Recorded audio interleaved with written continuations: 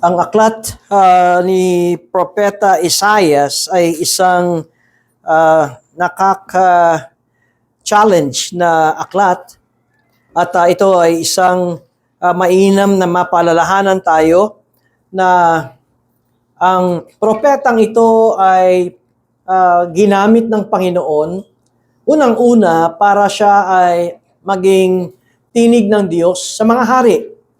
Kung makikita natin ng simulain itong Isaiah na ito ay sinasabing apat na hari o kaharian ang kanyang pinaglingkuran.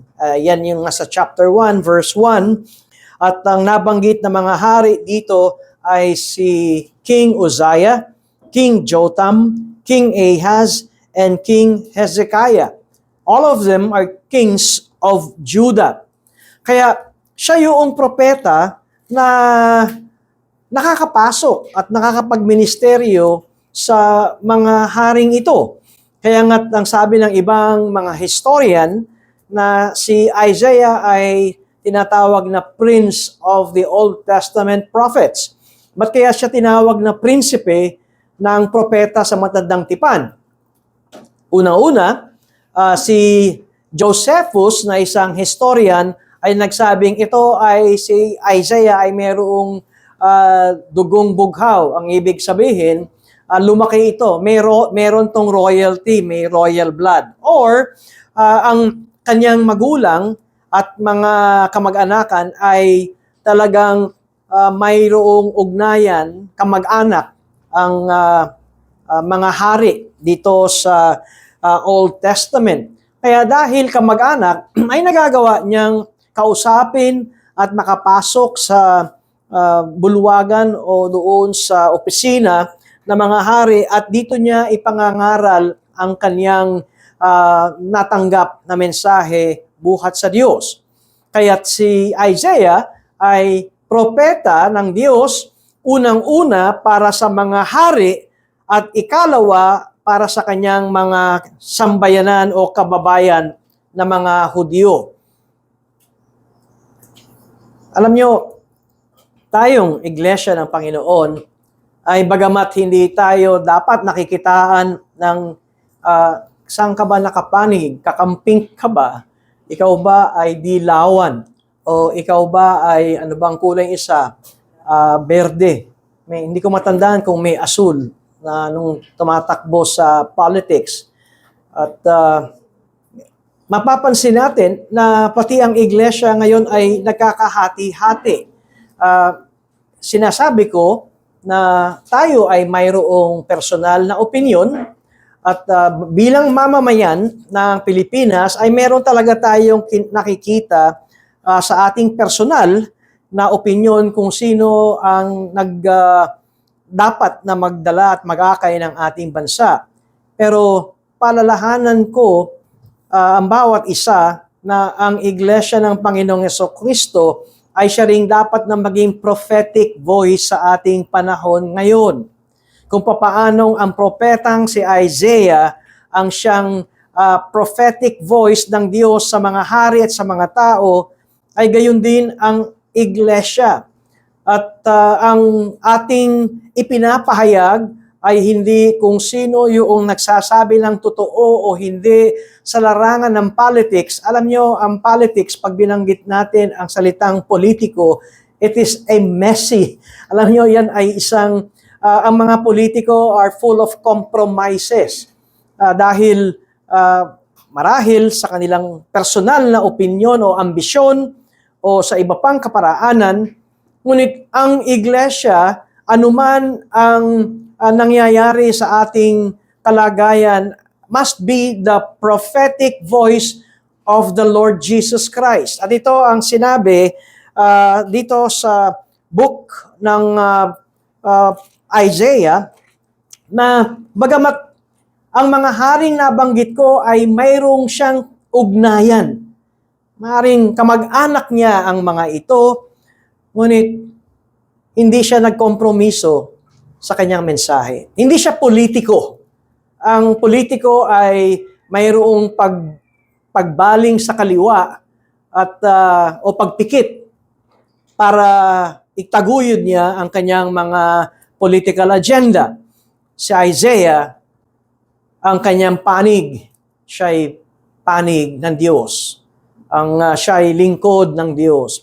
Kaya kahit na meron siyang personal na ugnayan sa mga hari na ito at kababayan niya, ang mga Huda, ay ang kanyang sinabi ang mensahe na buhat sa Diyos. Kaya masasabi natin, itong ministeryo ni Prophet Isaiah ay ministeryo ng magulong bayan. It is during turbulent times. Lagi kong binabanggit yan, during turbulent times, and yet there is the voice of God in the midst of turbulent times. Kanyang pinapalalahanan na tayong bayan ng Diyos ay nasa ilalim ng tipan ng Diyos. At ang tipan ng Diyos na ito ay, ang Diyos ay magiging matapat sa atin, that God will be faithful to us. At tayo ay magkaroon ng paggalang, pitagang paggalang at pagsunod sa Diyos. And yet, mababasa natin sa chapter 1, itong mga nakaraan nating sermon, bagamat tinawag ng Diyos na ang bayang Israel ay kanyang mga anak, children, ngunit na kanyang inaruga at inalagaan, ngunit ang naging tugon, these children rebelled against God. Mga pasaway at rebelding mga anak. Mapapansin natin, bagamat tinatawag sila na mga anak ng Diyos, pero yung aksyon nila, yung gawa nila, ay nagpapatunay na hindi talaga nila nauunawaan yung Diyos na kanilang sinasamba. Si Prophet Isaiah ang nagsabing, anumang karami o gaano mang karami ang inyong paghahandog sa akin, yung ritual na seremonya ang inyong ginagawa, kahit nag-uumapaw na ang inyong mga handog, ngunit di ito nakikita sa inyong mga pamumuhay. At ang sabi ni Prophet Isaiah, ang sabi ng Diyos, kaaway ko kayo. Tinawag ni Prophet Isaiah ang mga pinuno. Kung ito yung mga pinuno, ito ay ang mga hari na rulers of Sodom. Mga pinuno ng Sodom. At alam natin sa Biblia, ang Sodom ay isang lugar at na nakapagbibigay ng paalala kung paano ito hinatulan at hinusgahan ng Diyos, sinunog ng Diyos. Walang natirang naninirahan dito dahil ang kanilang pamumuhay ay pamumuhay na nakapagbibigay ng puot at karumal-dumal sa mata ng Diyos. Sa umagang ito, nais kong ituloy ang panawagan ni Propeta Isaiah na ang kanyang bayan ay magsisi. Ngunit, kanya ring sinasabi, kung hindi kayo magsisisi, ito ang konsekwensya na mangyayari sa inyo. Ang kawalan ng pagsisisi ay may konsekwensya ng hustisya at paghatol ng Diyos. Ang aking sermon ay makikita sa first chapter ng Isaiah, simula sa talatang 21, starting from verse 21 to 31. Hear the word of the Lord. How the faithful city has become a whore. She who was full of justice, righteousness lodged in her, but now murderers. Your silver has become dross, your best wine mixed with water. Your princes are rebels and companions of thieves. Everyone loves a bride and runs after gifts. They do not bring justice to the fatherless, and the widow's cause does not come to them. Therefore, the Lord declares, the Lord of hosts, the mighty one of Israel, I will get relief from my enemies and avenge myself on my foes. I will turn my hand against you, and I will smelt away your dross as with lye, and remove all your alloy. And I will restore your judges as at the first, and your counselors as at the beginning. Afterward, you shall be called the city of righteousness, the faithful city. Zion shall be redeemed by justice, and those in her who repent by righteousness. But rebels and sinners shall be broken together, and those who forsake the Lord shall be consumed. For they shall be ashamed of the oaks that you desired, and you shall blush for the gardens that you have chosen, for you shall be like an oak whose leaf withers, and like a garden without water. And the strong shall become tinder, and his work a spark. And both of them shall burn together, with none to quench them. Our Father, once again, we ask of your grace that we understand the passages that we have just read. Do open our minds and give us humble hearts, that not only that we may understand your word, that we have also the humility and the gladness to obey it. In Christ's name, Amen. Ano ba ang totoong relihiyon? Ito yung pamagat ng aking sermon, The Nature of True Religion. Alam ba ninyo na kung gaano karaming denominasyon ang Kristyanismo? Pero bago ko sabihin kung gaano karami, ay kapag binanggit na Christianity, ang Christianity ay merong 3 different branches. Pag sinabing ang Kristyanismo, meron siyang 3 sangay. Ang una ay yung sinasabing pinakamalaking relihiyon dito sa ating bansa. Ano ba ang pinakamalaking relihiyon? Ang Katoliko. And so the first branch of the 3 branches ay ang Catholicism. At ang ikalawang branch ay ang Orthodox. Meron kayong marinig na Russian Orthodox, Greek Orthodox. Ito yung sa gawing East. At ang ikatlong branch ay ang Protestantism. Tayo, bilang Baptist, ay nasa ilalim ng Protestantism. Dito ay nakita natin si Martin Luther ng kanyang pinako dito sa pintuan ng simbahan sa Germany ng Wittenberg Church, yung kanyang tinatawag na thesis na para siya ay magkaroon, humahamon o sinasabi niya sa kanyang mga estudyante at kung sino mang mga profesor sa teologo, ay pag-usapan natin itong kanyang 95 thesis na ito. At simula dito sa Protestantism ay nanganak at nagkaroon ng Lutheran, nagkaroon ng Anglican, nagkaroon ng Presbyterian, nagkaroon ng Baptist, nagkaroon ng Methodist, at nagkaroon ng Evangelicals. At ang Catholicism ay ang Romano-Katoliko. Pero, ang sinasabi ko ay, ito yung 3 branches of Christianity. Pero nung tinignan ko rin kung gaano ba karami ang denominasyon ng Kristyanismo, ay magugulat kayo. 10,000 denominations ang nasa ilalim ng Kristyanismo. Alin ang totoo doon? Sino ang totoo doon? At kanino tayo papanig? Ngayon, kay Isaiah, wala siyang binanggit na pangalan. Hindi niya sinabing Katolisismo, hindi niya sinabing Protestante, hindi niya sinabing Orthodox, pero ibinigay niya kung ano ang sinasabi ng Diyos patungkol sa tamang relihiyon.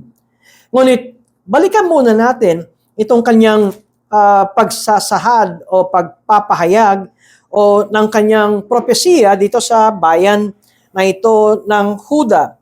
Ang kanyang talagang sinasabi ay magsisi kayo at magbalik loob kayo sa Diyos. Bakit sila kinakailangang magbalik loob sa Diyos? Dahil ang Diyos ang tumawag sa kanila.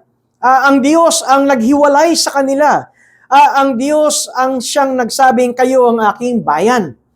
At kayo ang aking mga anak. Pero sila ay lumilihis. Kaya nandun ang panawagan ni Propeta Isaiah na magbalik loob ang bayang Huda sa Diyos. At mapapansin natin na si Isaiah ay nagbigay ng tinatawag na contrast dito sa kasalukuyang mga pamumuhay ng bayang Israel. Unang-una, ano ba ang inaasahan ng Diyos sa kanila? Ang inaasahan ng Diyos sa kanila ay makitaan sila ng katapatan.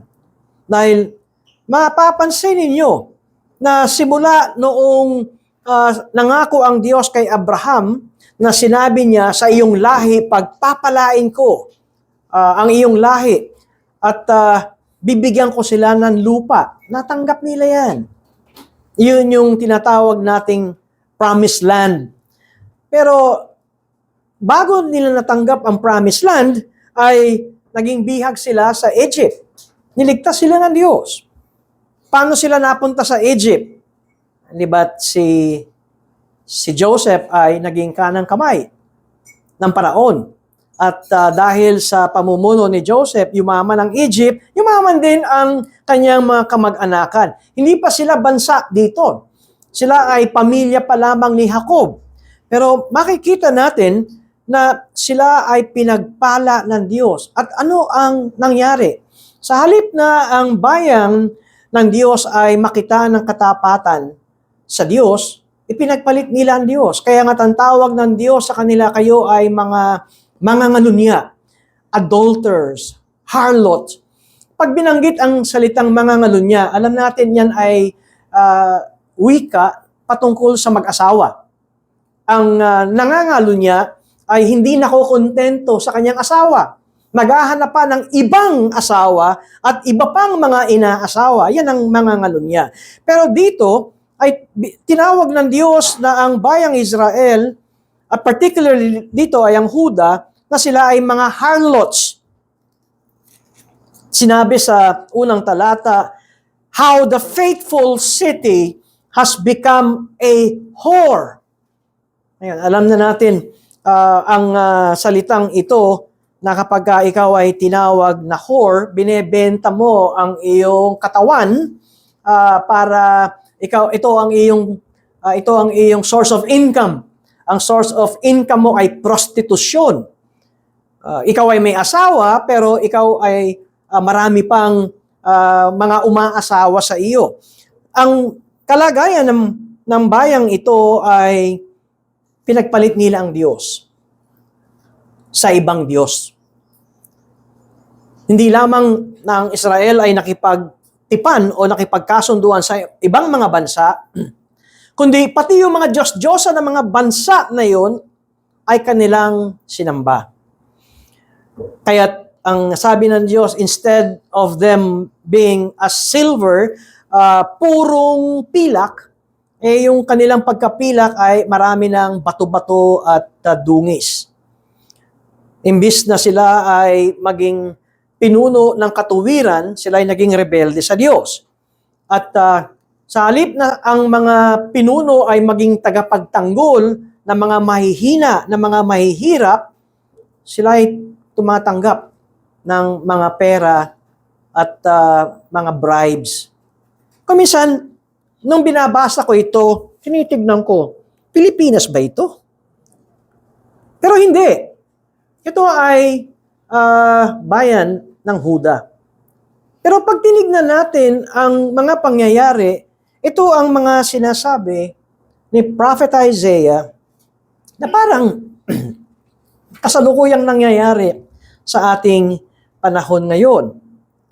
Dahil nakakalimutan na mga hari, na mga pinuno, na sila ay may pananagutan sa Diyos.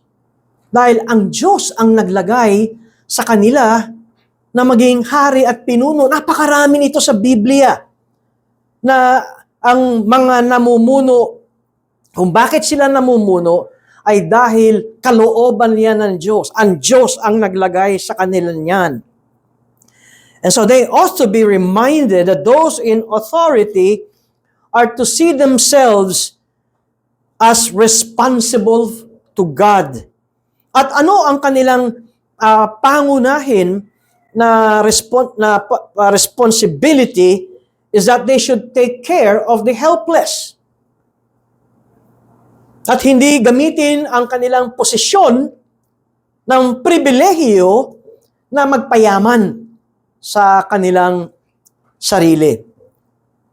Ngunit, sa halip, ang nangyari ay ginamit nila yung kanilang privileged position na sila ay nasa otoridad at kanila nang ginagawa yung madalas na ating naririnig ngayon sa social media, si bend the law. Binabaluktot na nila ang batas. Wala na silang takot sa Diyos. Sila dapat ay mamuhay ng mayroong pasasalamat sa Diyos. Sila dapat ay makikitaan ng palagiang kagalakan ng sumusunod sa Diyos dahil sa ginawa ng Diyos sa kanila, ngunit ito ay kanilang tinalikuran. Pero pinaninindigan pa rin nila na sila ang anak ng Diyos. Ang Diyos ang pumili sa kanila. Ang ama nila ay ang Diyos. Silang espesyal na bayan ng Diyos. Kaya isipin ninyo, kung gano'n ang nasa isipan ng mga hari ng Huda at mga Hudyo, at pagkatapos ay ang sermon o propesiya ni Isaiah ay kakaiba. Gaano kasakit yun na marinig nilang sila ay mga whore, sila ay mga nangangalunya, sila ay mga mamamatay tao, murderers, at sila ay mga magnanakaw. They're a companion of thieves. Walang hustisya sa kanila. At tinawag sila na kaaway ng Diyos. Masakit ito. Kaya't si Manase, ayon sa tradisyon, ang huling hari na sobrang sama ng loob niya kay Isaiah ay hinatulan niya ito ng kamatayan. Wala sa Bible, pero nasa sulat ng mga historian na siya yung nahati ang katawan. Kung siya ay nilagari ang kanyang katawan o siya ay tinali sa kamay at paa na magkabilang kabayo o hayop at pinatakbo ng opposite direction, ay mahati ang katawan. Ito ang naging kabayaran ng pagiging propeta ng Diyos.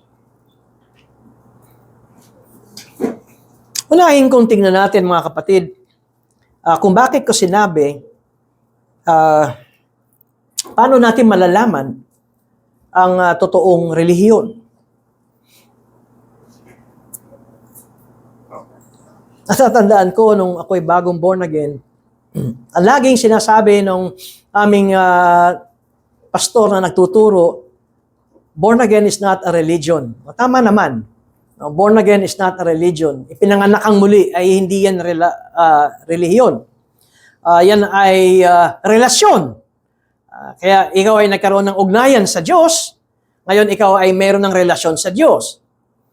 Kaya ang noon, kapag nakakita kami ng mga Baptist, Pentecostal, Katoliko, Protestante, ayaw ng Diyos yan.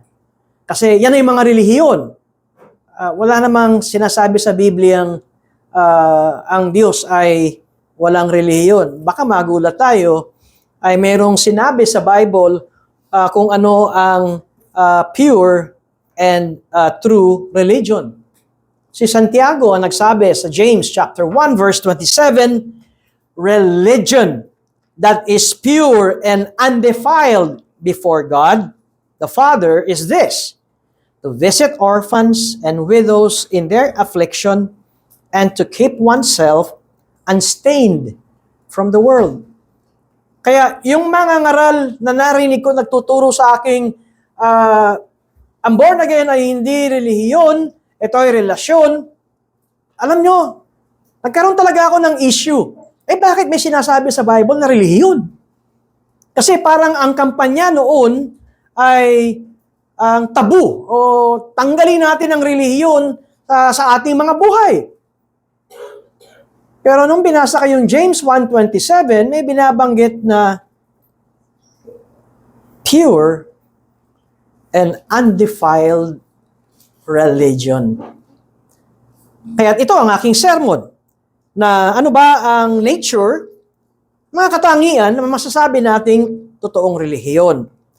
Unahin ko ang Deuteronomy chapter 10, verses 12 to 13, na ito ang sinasabi.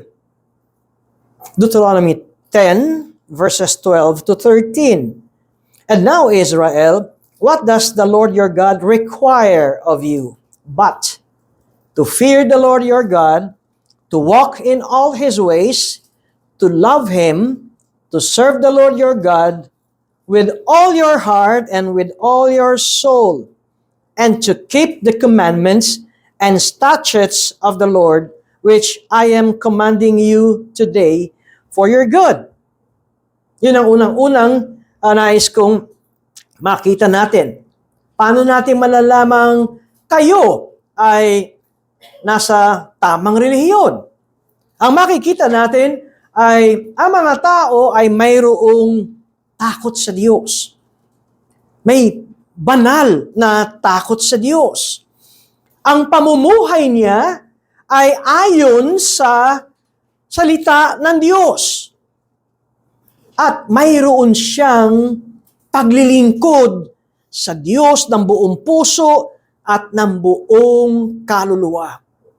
At pagsunod sa lahat ng kautusan ng Diyos. Ikalawang tekstong nais kong basahin natin ang Micah chapter 6. At ito ay nasa talatang 8. He has told you, O man, what is good and what does the Lord require of you, but to do justice and to love kindness and to walk humbly with your God. Ayon sa salita ng Diyos, ang tamang relihiyon ay nakikitaan ng gumagawa ng hustisya. Nandoon ang pagiging patas. Nakita nyo na? Kaya sabi ko, ang church should not, hindi dapat ito ang kampi naming politiko o itong kampi nating politiko. Ang atin ay ang politiko ba o ang Diyos? Ang Diyos ay nagsasabing tayo ay makitaan ng justice and to love kindness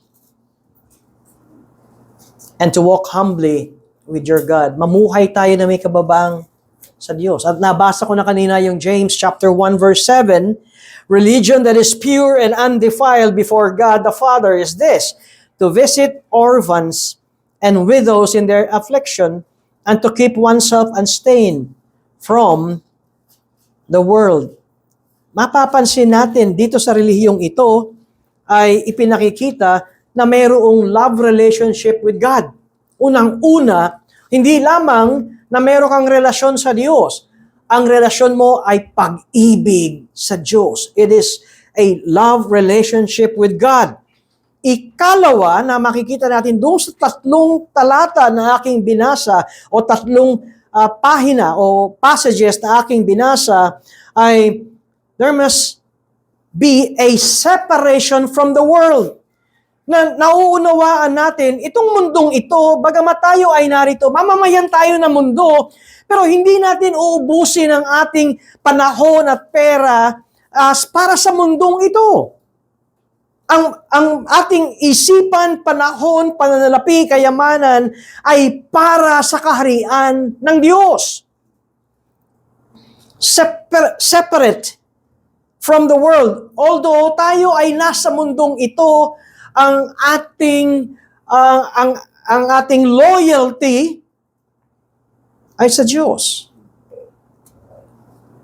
At ikalawang gusto ko makita natin dito ay hindi lamang that you have a love relationship with God and you separate your life from the system of the world. Ang ikatlo ay may nakikitang pagbabago sa iyong buhay. There are changes. Changes the way we live. Kaya't kung ako yung tatanungin ninyo, batay dito sa sinasabi ni Propeta Isaiah, ang tunay na relihiyon ay mayroong panloob na pagbabago sa isang tao at ang pagbabagong ito ay nagkaroon siya ng pagmamahal sa Diyos. Hindi lamang relasyon sa Diyos.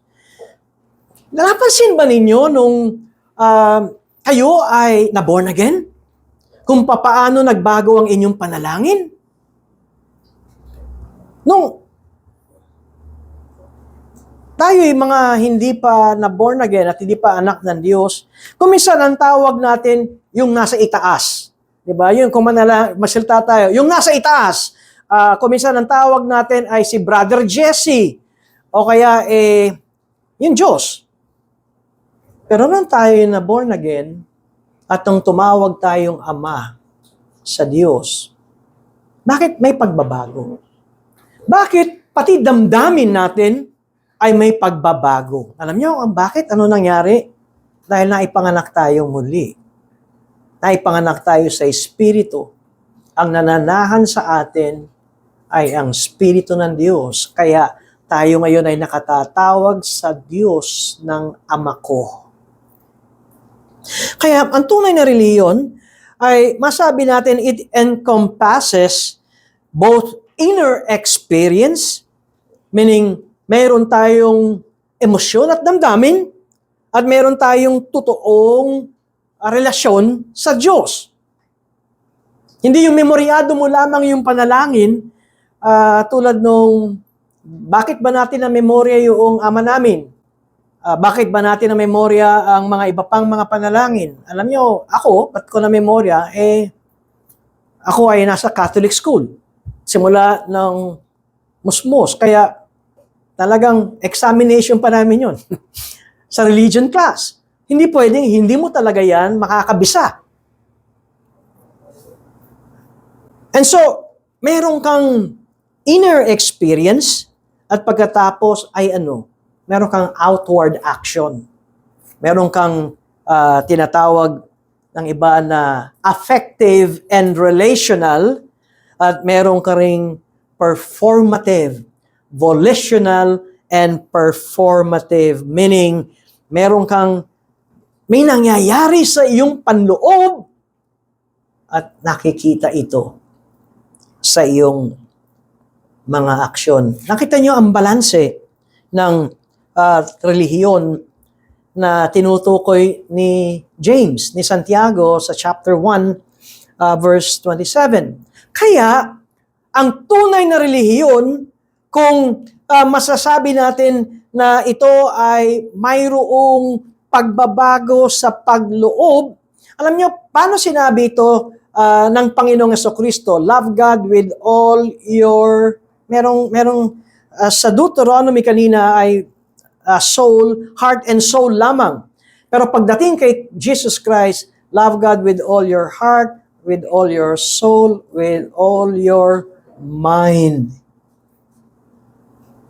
Kaya sinasabi ko, ang isang taong sinasabi niyang siya ay born again, tamad magbasa ng Bible, hindi nagbabasa ng Bible, paano niya mamahalin at masasabing mahal ko ang Diyos? Kasi,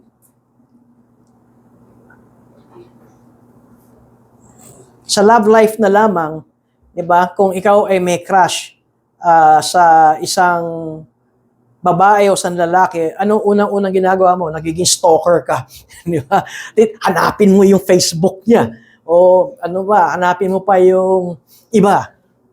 Ay, hindi ka nakakontento sa Facebook, meron ka pang X at titignan mo kung baka ito ay iba pang kanyang mga pinupuntahan. So, stalker ka muna. Inaalam mo yung kanyang likes and dislikes. Dahil meron kang damdamin sa kanya. Hindi ito pwede sa isang born again na tamad magbasa ng Bible.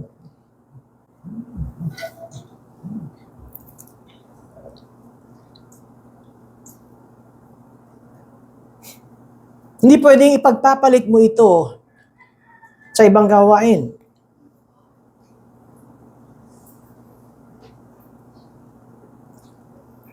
Hindi ito pwedeng ipagpalit sa araw ng Panginoon. Kung talaga naintindihan natin, alam niyo kung minsan napagkakamalan tayong masyado tayong panatiko. Dahil para bang sarado kandado, nakapadlock ang Lord's Day natin. Hindi ito pwedeng tapatan ng anumang bagay. Para bang kung minsan ang tawag dyan ay fanatics. No, hindi tayo fanatics. Kilala kasi natin ang ating Diyos.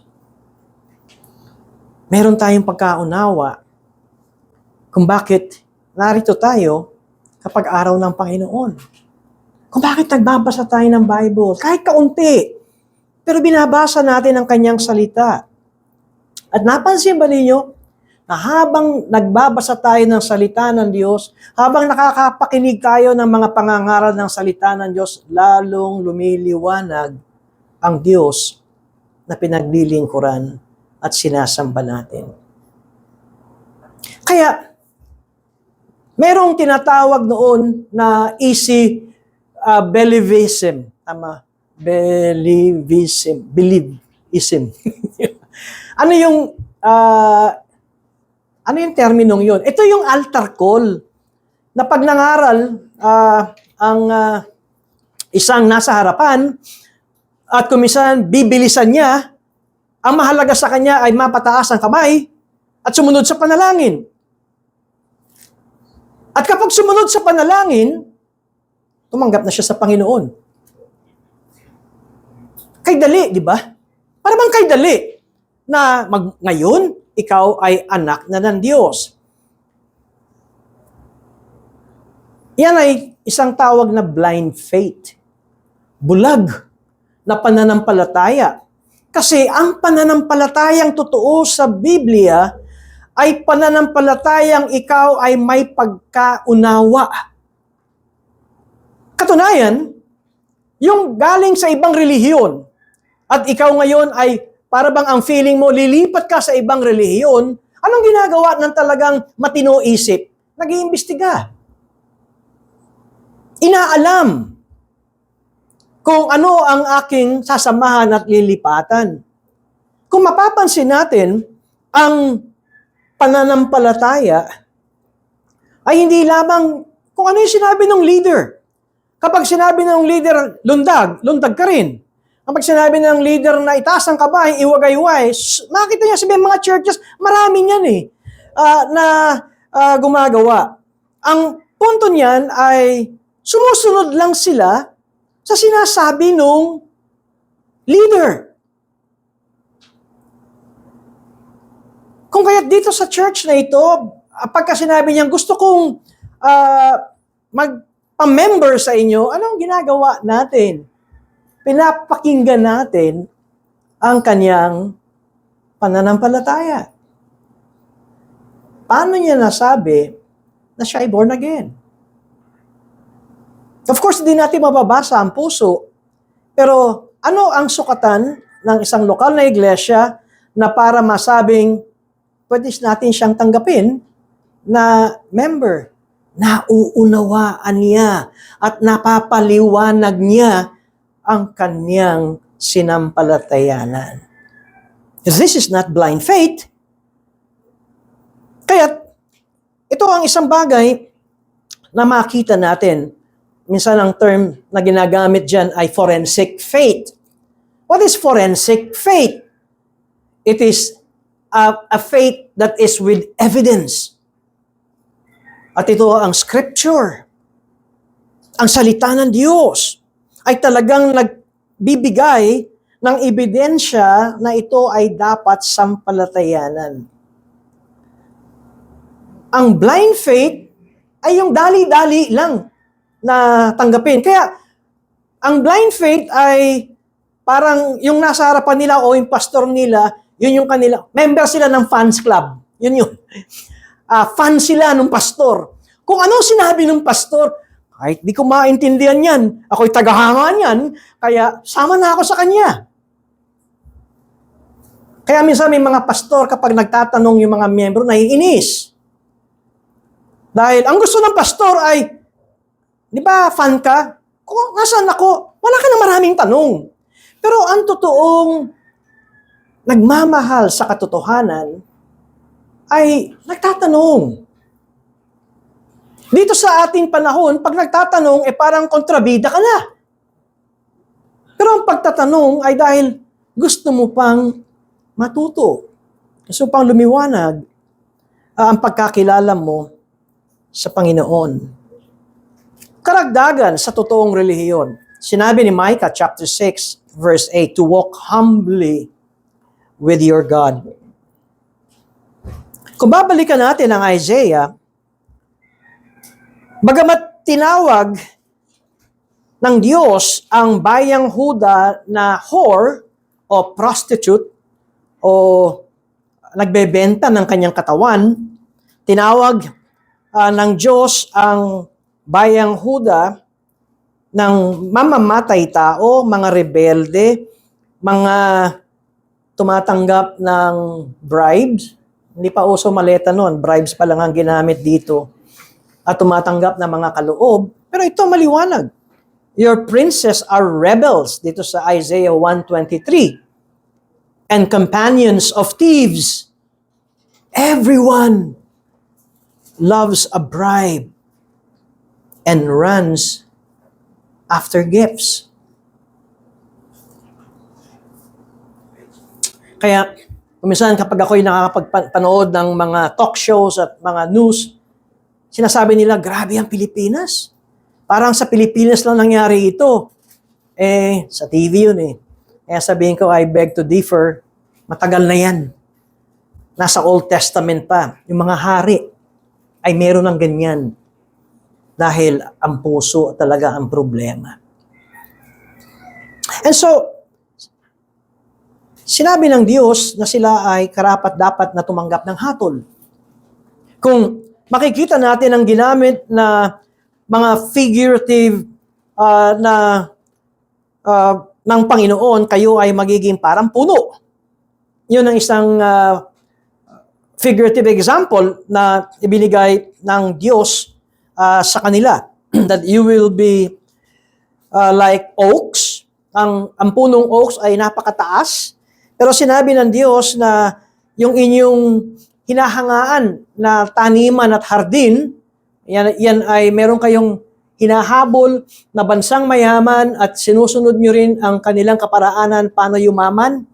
At sinasabi ng bansang ito, sumamba kayo sa Diyos na ito, yayaman kayo. Yun ang hinahabol nila. Pero ang sabi ng Diyos, mapapahiya kayo, and you shall blush for the gardens that you have chosen, for you shall be like an oak whose leaf withers. Lamta at nalalaglag ang mga dahon ng inyong puno. At yung hardin na hinahangaan ninyo is like a garden without water. At para kayong mga tuyot, tinder, ang inyong mga puno, tuyot, konting kislap, sunog kayo. At dahil dito, kayo'y hahatulan ng Diyos. Ngunit ito ang gusto kong ipangaral sa atin. Tayo mga Kristiyano ay nagbabackslide rin. May mga Kristiyanong talagang ang tagal ng kanilang pagkadulas, papalayo sa Diyos. Kung ano-ano ng kasalanan ng kanilang ginagawa. Kung minsan hindi mo na mawari kung siya ba ay Kristiyano, kung siya ba ay born again o born against. Di ba? Yun yung sinasabi. Parang hindi ka na makita kung ikaw nga ay anak ng Diyos. Pero, dito ay meron tayong makikita na sinasabi ng Diyos. Siya'y nangangako na ibabalik niya muli ang mga matutuwid na hukom.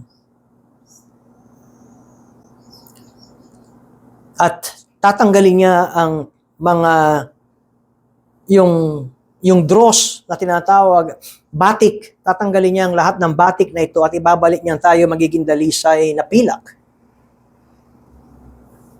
Sa madalit salita, ang galit ng Diyos sa kanyang bayan na tinawag ay maaring panandalian at ito ay magiging positibo para sa bayan ng Diyos. At ang positibong epekto nito, muli silang magiging malinis sa atin, mga Kristiyano, na mga nag-backslide, ng napalayo sa Diyos. May pangako ang Diyos. Ang aking galit sa inyo ay mahihinto. Natatandaan ko sa Psalm chapter 30, verse 5, nang sinabi ng Diyos, for His anger is but for a moment. Ito ang sinabi ng mga awit patungkol sa Diyos.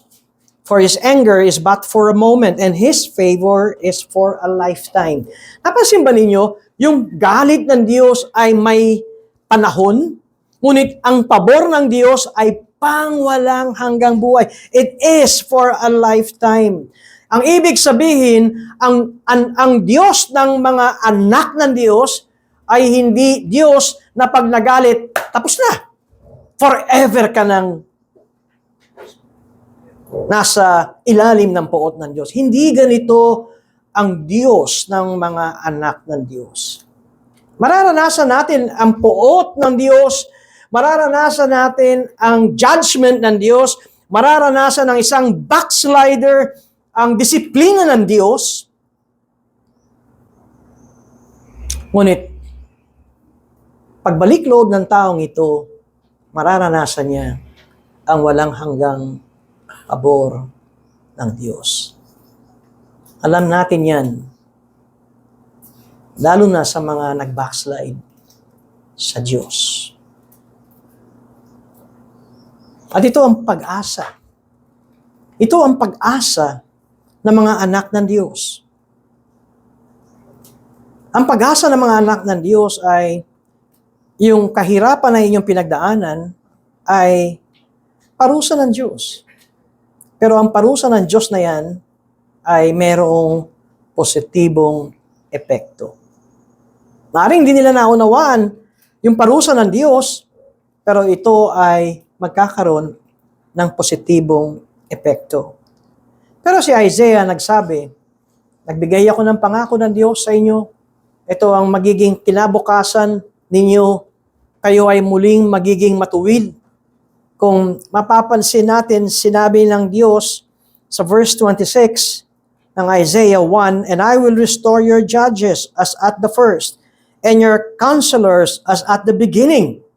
Afterward, you shall be called the city of righteousness, the faithful city. Ang Diyos din ang gagawa para sila ay manumbalik sa Kanya.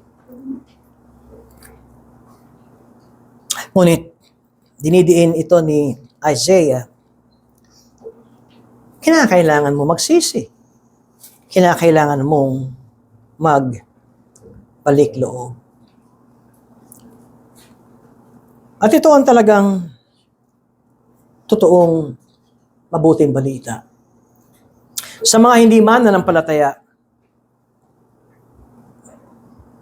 ang mabuting balita ay ang Diyos ay may alok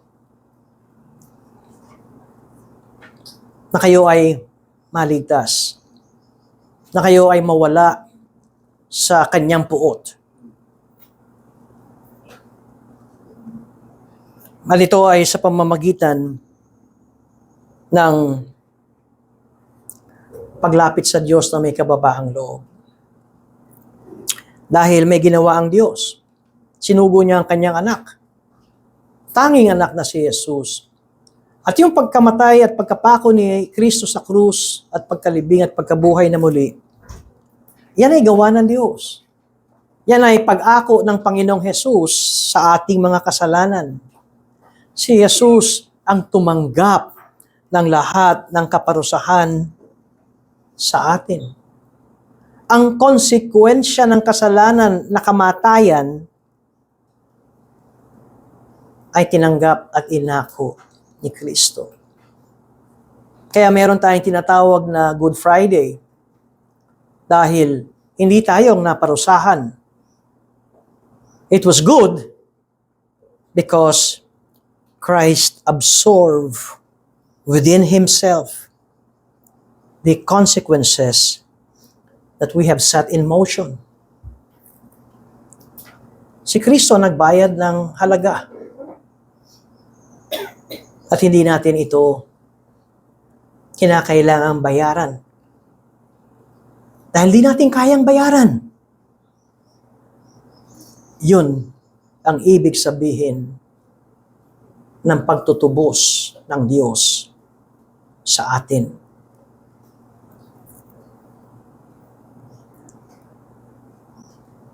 Kaya may pag-asa pa ang isang taong makasalanan.